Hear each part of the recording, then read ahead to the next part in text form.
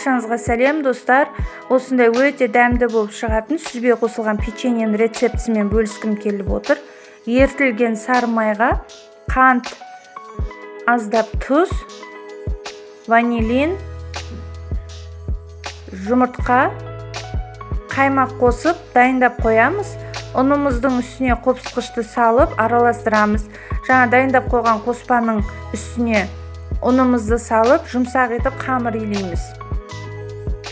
Рецептке қажетті заттардың керекті мөлшері описание бөлімінде жазылып тұр.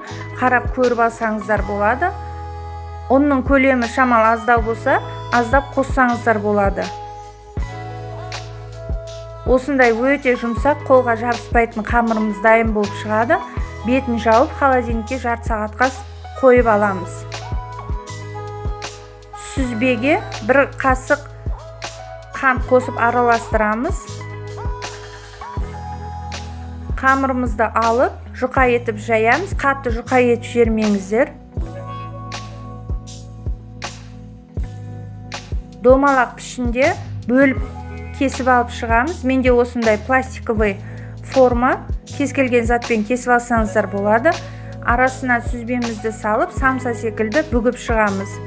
Шеттерін жақсылап жабыстырыңыздар, себебі піскен кезде аздап көлем ұлғаяды, арасы ашылып кетуі мүмкін.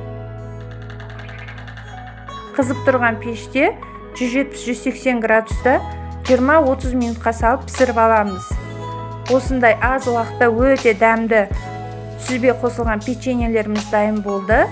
Сіздерге ұнарына сенімдімін. Міндетті түрде жасап көріңіздер.